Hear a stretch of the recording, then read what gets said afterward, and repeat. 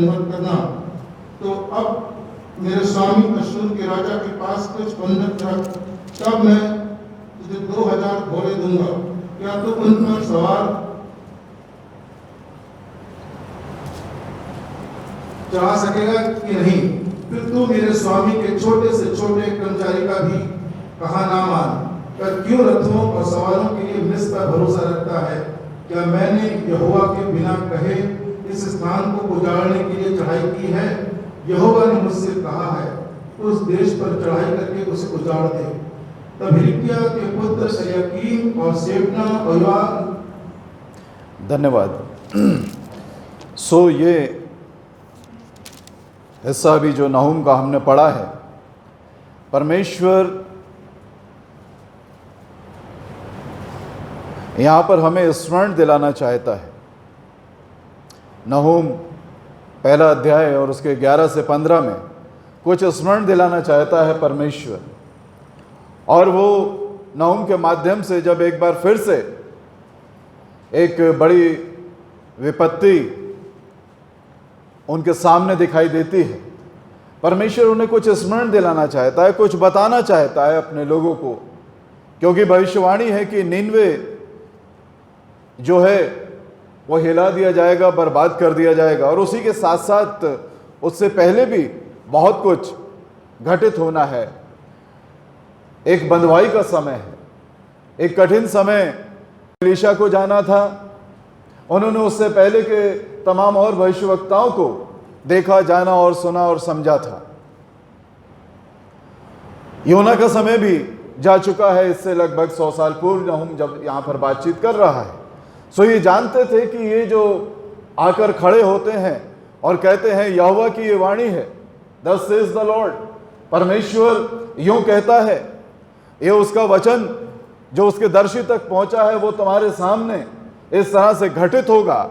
और जब एक बड़ी कोई घटना घटित होने जा रही होती है तो उसके लिए पहले से कुछ तैयारियों की जरूरत होती है।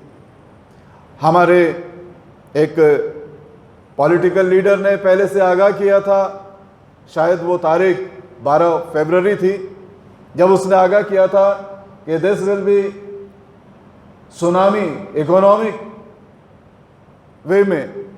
उन्होंने उस समय बात की थी कि एक आर्थिक सुनामी है, ये पेंडेमिक तो होगा ही होगा, ये बीमारी तो होगी ही होगी, लेकिन उसी के साथ हमारी और सारे देश, सारी दुनिया की जो अर्थव्यवस्था है उसके ऊपर बहुत बड़ा असर पड़ेगा। इसलिए we need to prepare ourselves, हमें अपने आप को तैयार करने की जरूरत है, अपने आप को कुछ योजनाओं को बनाने की जरूरत है। और जब आप योजना नहीं बनाते हैं, एक अल्टीमेटम मिलता है, कोई अलर्ट करता है, कोई बताता है, कोई आपके संज्ञान में कोई चीज को, किसी बात को लेकर आता है, और जब हम उस तरह से अपने आप को प्रिपेयर नहीं करते हैं, तैयार नहीं करते हैं, तो वो छोटी सी परेशानी आगे चलकर एक बड़ी परेशानी का रूप धारण कर लेती है। और यहां पर पहले से परमेश्वर ने कहीं पर भी किसी को भी इस तरह से दंडित नहीं किया कि उसको उसके सिम्टम्स पहले से ना मिले हो, कुछ बातें, कुछ घटनाएं घटित ना हुई हो, कुछ लोग उनके पास ना पहुंचे हो, परमेश्वर ने अपने वचन के द्वारा उनसे बातचीत ना की हो, ऐसा कभी भी नहीं हुआ है। परमेश्वर निरंतर बात करता रहा अपने लोगों के माध्यम से। और ये जो डिस्ट्रक्शन है ये भी 100 साल पहले से परमेश्वर इनको बता रहा है। 587 में जब होने वाला है तो 7वीं और 6ठी ईस्वी पूर्व परमेश्वर उनसे बात कर रहा है। कई 100 साल, दशकों पूर्व परमेश्वर उनसे बातचीत कर रहा है। दशकों पूर्व, शताब्दियों पूर्व परमेश्वर ने यशाया के माध्यम से प्रभु यीशु मसीह की विषय में, उसके जन्म के विषय में, उसके क्रूसीकरण के विषय में सारी बातें बता दी थी। लेकिन उसके बावजूद भी हम पाते हैं मती में वो जो हम ड्रामा प्ले करते हैं कि उसने जब हेरोदेस ने बुलाया अपने पंडितों को तो पूछा, तब उन्होंने अपनी पोथियां खोली। यानी कि सब कुछ है, पूर्व से पता है, उनके पास है, लेकिन सोए हुए हैं बंद करके चीजों को। और जब हम एक सोई हुई अवस्था में रहते हैं तो समस्याएं ज्यादा विकराल रूप धारण करती हैं, वो ज्यादा संहारक हो जाती हैं, वो ज्यादा विपत्ति बड़ी हो जाती है। और यहां पर भी जब उस बड़ी विपत्ति के विषय में वो बातचीत कर रहा है तो परमेश्वर उसी के साथ कुछ उन्हें बताना भी चाह रहा है कि कुछ वर्ष पूर्व ऐसा हुआ था। नहूम जब इस विषय में बातचीत करता है तो परमेश्वर इस 11 पद के माध्यम से उनको बताना चाहता है, तुझ में से एक निकला है जो यहोवा के विरुद्ध कल्पना करता है। और ये घटना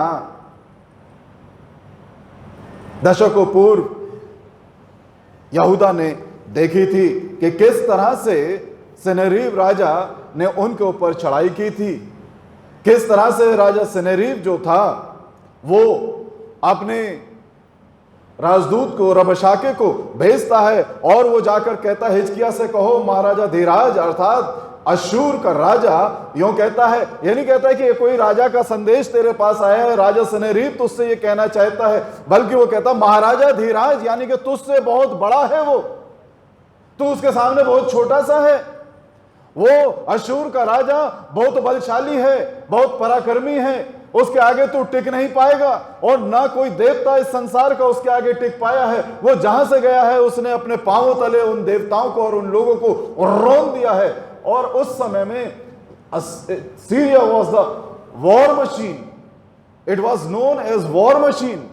वो एक युद्धक देश के रूप में जाने जाते थे।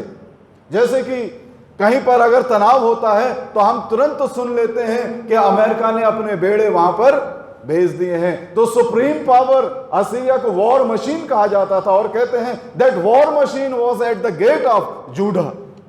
वो उस यहूदा के बिल्कुल दरवाजे पर आकर खड़ा हो गया था और वो अरामिक उस हिब्रू भाषा में जब उनसे बातचीत कर रहा था तो उसे समझाते हैं कि ऐसे मत कहे, तू जो हमसे बातचीत करना चाहता है वैसे बातचीत कर। ये जो साधारण लोग हैं इनकी समझ में आ जाएगा, ये सुन लेंगे, एक पैनिक सिचुएशन हो जाएगी, शहर में भगदड़ मच जाएगी। वो कहता है नहीं, मैं अपनी आवाज धीमी नहीं करूंगा और ये आवाज इन सब तक पहुंचनी चाहिए। आप जब इस हिस्से को पढ़ेंगे, अभी उतना समय नहीं है कि मैं हर जगह पर जाऊं।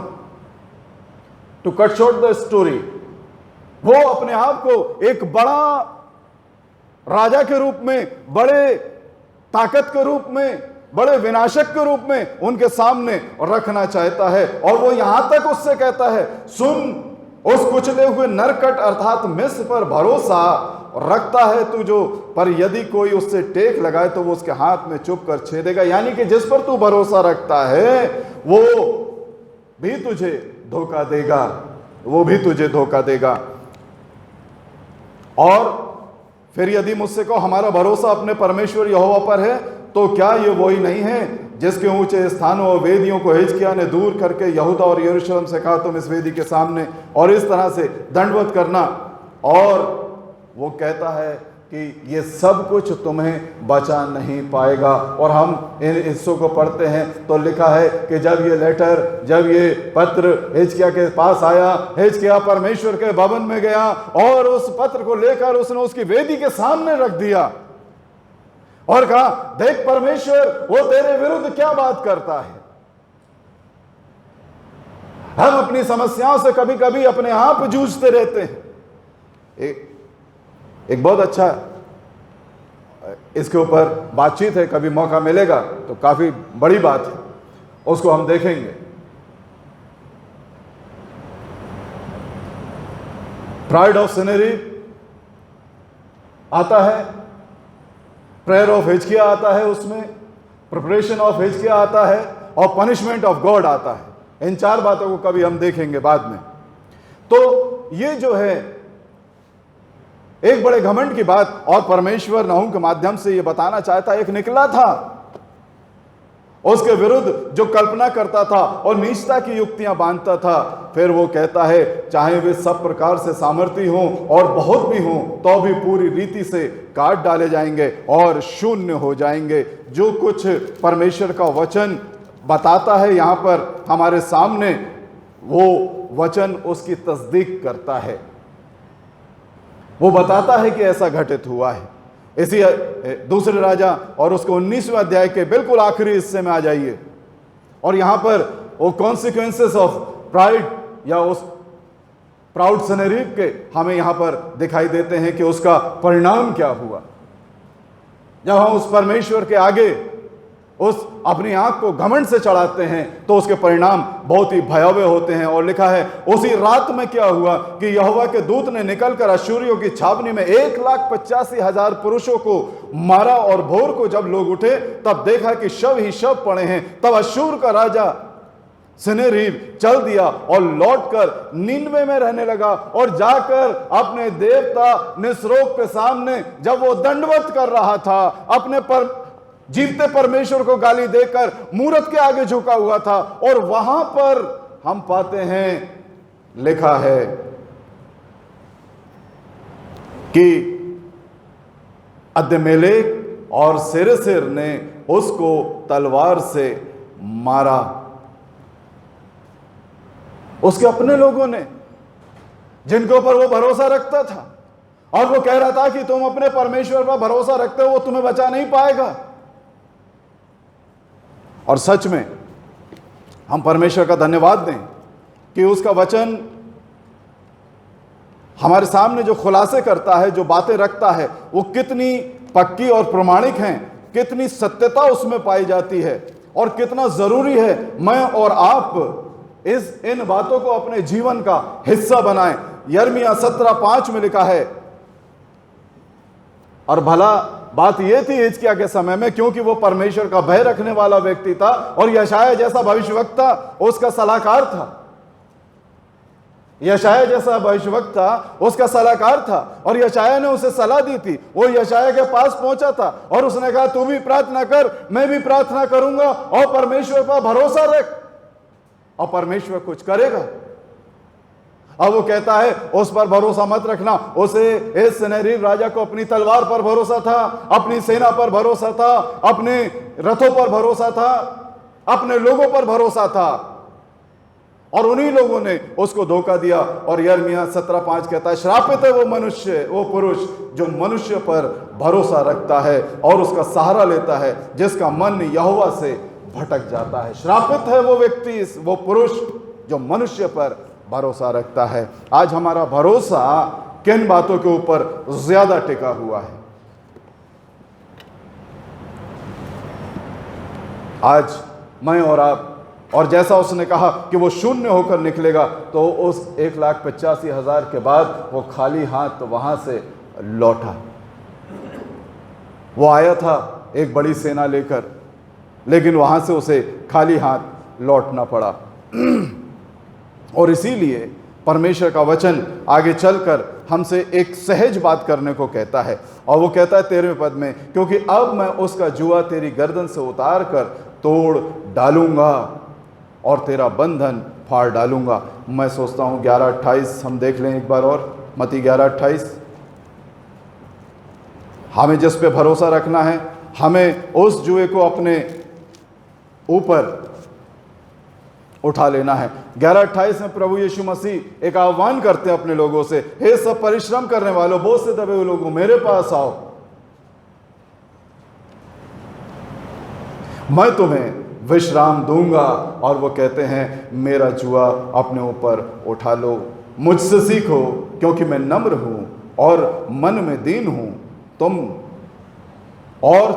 अपने मन में विश्राम पाओगे, क्योंकि मेरा जुआ सहज और मेरा बोझ हल्का है। अक्सर लोगों को लगता है अगर हम प्रभु यीशु मसीह के पीछे चलने लगे, अगर हम धार्मिकता में आगे बढ़ने लगे, अगर हम वचन के अनुसार चलने लगे तो बड़ी बोझिल हो जाएगी जिंदगी। प्रभु यीशु मसीह कथन के ऊपर हमें विश्वास नहीं है। वो कहता है मेरा जुआ सहज और मेरा बोझ हल्का है। अगर हम एक मसीह जीवन में आगे बढ़ने लगे तो हमारा जीवन और सरल और सहज हो जाएगा।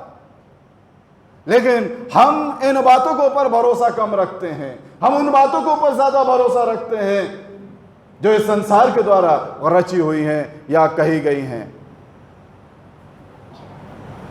मैं 2 दिन पहले पूछ रहा था क्या कारण है कि यूरोप फर्स्ट वर्ल्ड के रूप में जाना जाता है और क्या कारण है कि हम आज भी थर्ड वर्ल्ड अनडेवलप्ड कंट्री के रूप में जाने जाते हैं और सबसे पुराना कल्चर, सबसे पुराने इतिहास, सबसे पुरानी सभ्यता के रूप में हमारे देश को जाना जाता है। क्या कारण है?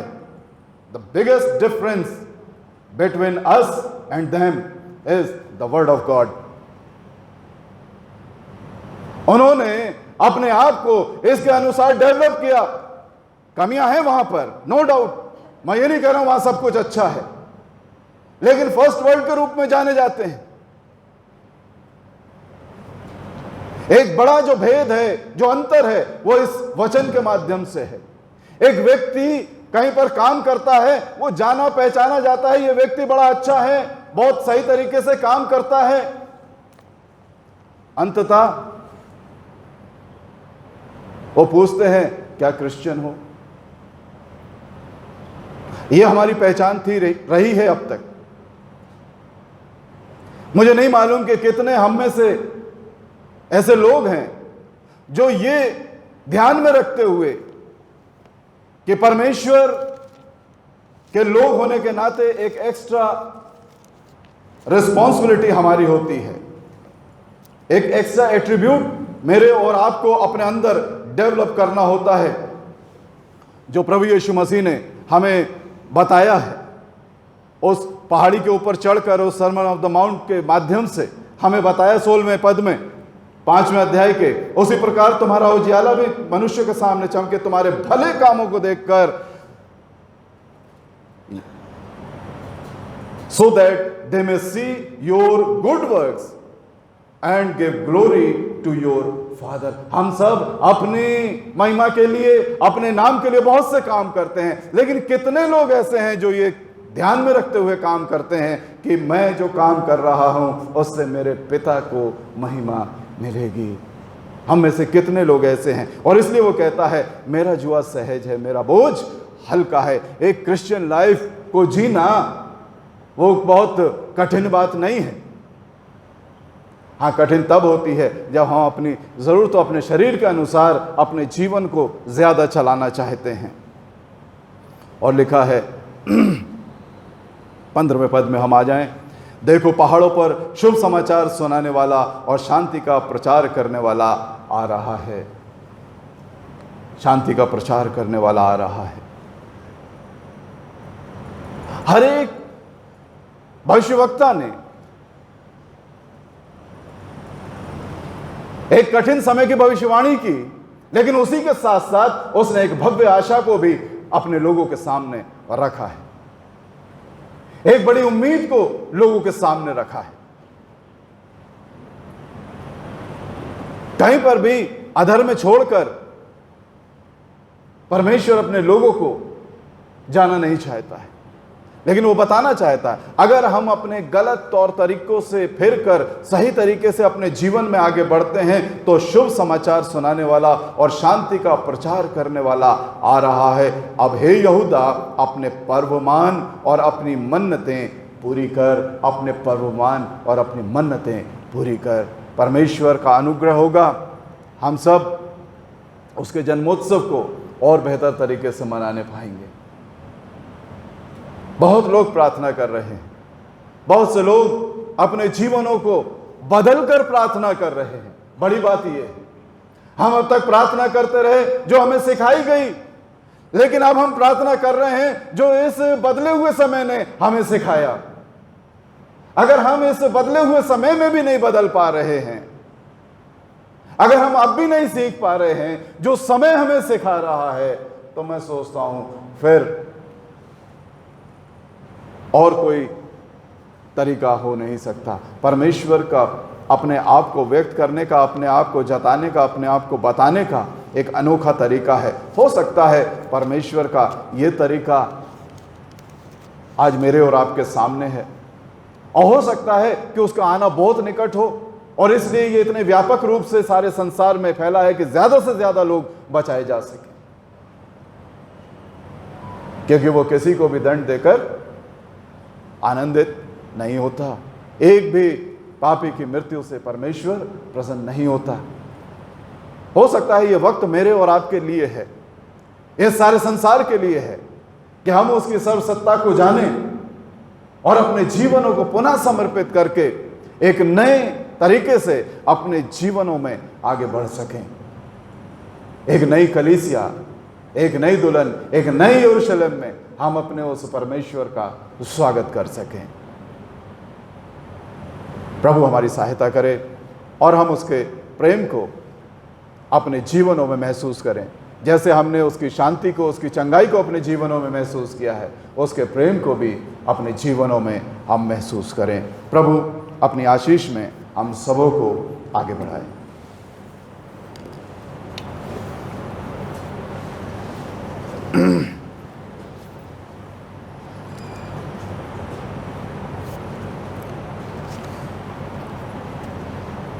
अपनी तैयारी के लिए हम इस गीत में शामिल हों। 186 नंबर। जैसा मैं हूं बगैर एक बात, पर तेरे लहू से हयात, और तेरे नाम से है नजात, मसीह मसीह मैं आता हूं। हम अपने स्थान पर खड़े से प्यार और मोहब्बत रखते हो और आगे खुदा के हुक्मों की पैरवी करके और उसकी बागराहों में चल के नई जिंदगी बसर करने का इरादा रखते हो, ईमान के साथ पास आओ और अपनी तसल्ली के लिए इस बात से कमेंट करो और आज से घुटने टेक कर कादर मुतलक को हुजूर पर अपने से ये इकरार करो, शामिल हो। आए कादर मुतलक खुदा हमारे खुदावंद यीशु मसीह के बाद सब चीजों के खालिक और सब आत्मिक गुण से अफसोस के साथ अपने गुनाहों बदियों के इकरार करके और बारह तेरी लायक हुजूर के खिलाफ खयानत और फेरन बासिदत सादे हुए और यूं तेरे पास गजब और गुस्से को अपने ऊपर भड़काया। दिल और जान तौबा करते और अपने बेजा कामों को वास्ते जाए नबी के पशेमान हैं और उनकी याद से हमें बढ़ाने की अफसोस होता है। अरे कमाल रहीम बाप हम पर रहम कर जो कुछ हमसे हुआ अपने बेटे हमारे खुदावंद यीशु मसीह की खातिर माफ कर और बख्श दे कि हम आइंदा को नई जिंदगी पाके हमेशा तेरी बंदगी और खिदमत करें और तेरी मर्जी पर चलें ताकि तेरे नाम को इज्जत और जलाल हो हमारे खुदावंद यीशु मसीह के खातिर से, आमीन। ऐ कलमत खुदा हमारे आसमानी बाप, तूने अपनी बड़ी कमाल रहमत से वायदा किया और कि वो सब जो तेरी तौबा सच्चे ईमान के साथ तेरी तरफ फिरे गुनाहों की माफी मांगेंगे, हम पर रहम कर, हमारे सारे गुनाहों को माफ कर और उनसे हमें रिहाई दे और सारी मसीह फजीलतों में हमें कायम और मजबूत कर और हमेशा की जिंदगी बख्श हमारे खुदावंद यीशु मसीह के वसीले से, आमीन। सुनो कि कलाम हलीम और ताइब के लिए क्या कहता है, अगर कोई गुनाह करे तो बाप के पास हमारे एक मददगार मौजूद है, यानी यीशु मसीह रास्तबाज, और वही हमारे गुनाहों का कफारा और न सिर्फ हमारे ही गुनाहों का बल्कि तमाम दुनिया के गुनाहों का भी। ये बात सच और हर तरह से कबूल करने लायक है कि मसीह यीशु गुनहगारों को नजात देने के लिए दुनिया में आया। खुदा ने दुनिया से ऐसी मोहब्बत रखी कि उसने अपने इकलौते बेटा बख्श दिया ताकि जो कोई उस पर ईमान लाए हलाक न हो बल्कि हमेशा की जिंदगी पाए। मेहनत उठाने वालों वो से दबे हुए लोग सब मेरे पास आओ, मैं तुम्हें आराम दूंगा। अपने दिलों को रोज़ू करो। हम खुदावंद की शुक्रगुजारी करें। आए खुदावंद मुकद्दस बाप का तुमका हमेशा की खुदा ये बहुत लायक मुनासिब बल्कि हमारा फर्ज सभी है कि हमारे वक्त और हर जगह में तेरा शुक्र करें, शामिल हो। ऐसे हम फरिश्तों और आसमान की बड़ी जमात के साथ तेरे बुजुर्गान की हम तो सना करते और सदा तेरी सताइश कहते हैं, कुद्दूस कुद्दूस कुद्दूस खुदावंद रब्बुल अफ़वाज़, आसमान और ज़मीन तेरे जलाल से मामून है। ऐ खुदावंद ताला तुझको सताइश हो, आमीन। और उसने आप मसीह को हमारी खलासी के लिए अपने दही कफ़ारे देकर तमाम दुनिया के गुनाहों के लिए पूरी कामिल और काफिल कुर्बानी गुजरानी और उसने इस रस्म को मुकर्रर करके अपनी पाक इंजील में हुक्म दिया कि हम उसकी बेशकीमत मौत की यादगारी में इस रस्म को जब तक कि वो फिर न आए मान करे हम फरोख्ती से तेरी मिन्नत करते हैं कि हमारी सुन और बख्श दे कि हम अपने नजात दहिंदा खुदावंद यीशु मसीह के दुख और मौत की यादगारी में ये रोटी और मैं खा पी कर उसके कमाल मुबारक बदन और लहू से फायदा हासिल करें।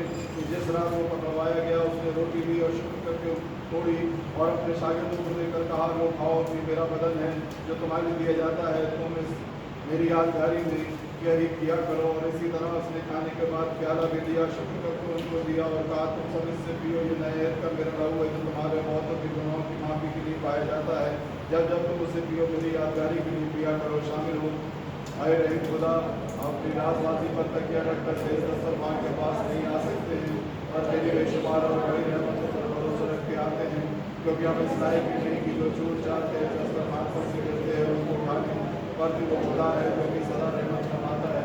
इसलिए खुदा बख्श दे कि हम इस तेरे प्यारे बेटे यीशु मसीह के जिस्म को खा लें और उसके लहू को पिए कि हमारे गुनाह उसकी मौत के वसीले पाक किए जाए और उसकी देश की लहू से साफ हो और कि हम उसमें हमेशा रहें और वो हम में रहें।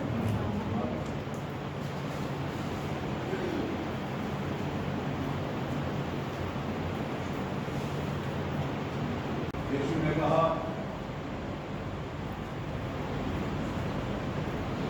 ये मेरा बदन है जो तुम्हारे और बहुतों की माफी के लिए दिया जाता है।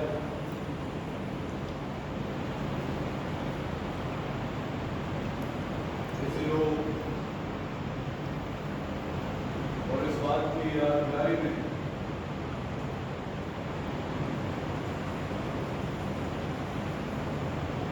मसीह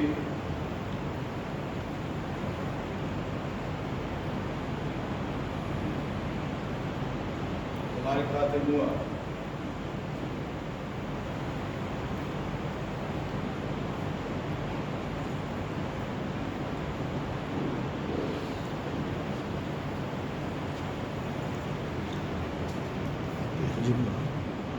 अगर कोई रह गया है तो हाथ ऊपर उठा सकता है इस कॉर्नर में देखिए फोटो में।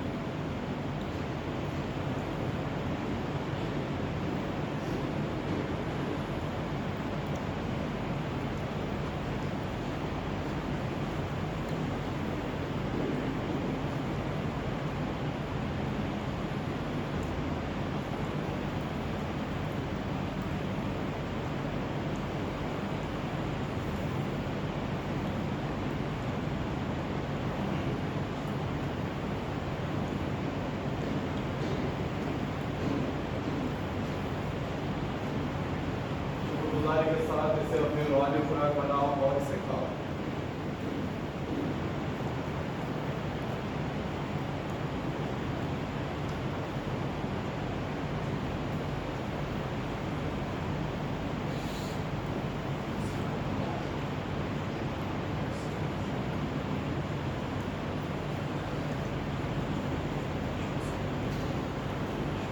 इसी तरह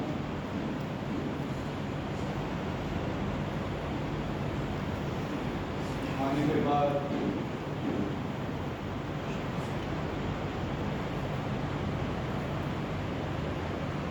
प्याला भी लिया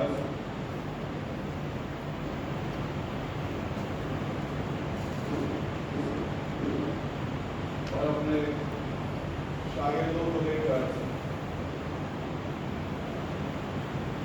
कहा नए अहद का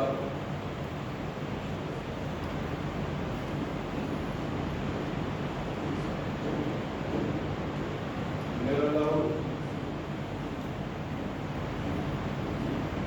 जो तुम्हारे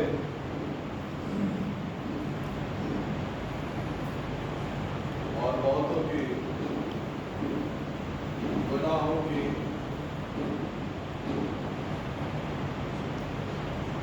माफी के लिए लाया जाता है।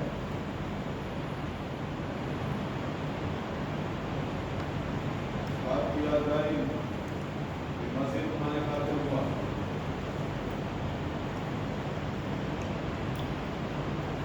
शुक्रगुजारी के साथ